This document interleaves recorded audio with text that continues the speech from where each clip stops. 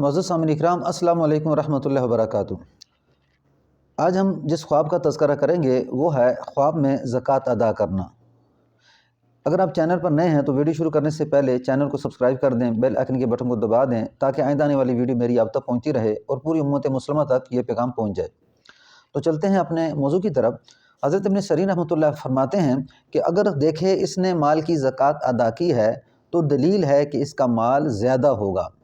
اگر دیکھے کہ فطر کا صدقہ دیا ہے تو دلیل ہے کہ نماز، روزہ اور تسبیح زیادہ کرے گا اور نجات پائے گا، اور اگر قرض سے سبکدوش ہو جائے گا۔ بیمار ہے تو شفا پائے گا، اور اگر کوئی اس کا دشمن ہے تو اس پر فتح پائے گا۔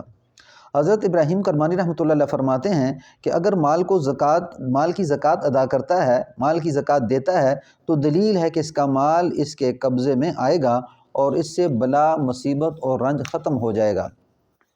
اور میں کہ حضور صلی اللہ علیہ وسلم نے ارشاد فرمایا، احسنوا اموالکم بالزکاۃ، اپنے مال کو زکوٰۃ دے کر محفوظ رکھو، اپنے مال کو زکوٰۃ دے کر محفوظ رکھو۔ حضرت جابر مغربی رحمۃ اللہ علیہ فرماتے ہیں اگر دیکھے کہ اپنے مال کی زکوٰۃ دے رہا ہے تو یہ مال کے زیادہ ہونے پر دلیل ہے۔ فرمان حق تعالی ہے، وَمَا آتَيْتُم مِّن زَكَاةٍ تُرِيدُونَ وَجْهَ اللَّهِ فَأُولَٰئِكَ هُمُ الْمُضْعِفُونَ، اور جو تم خاص رضائے الہی کے لیے زکوٰۃ دو گے تو تم ہی اپنے مال کو دگنا کرو گے۔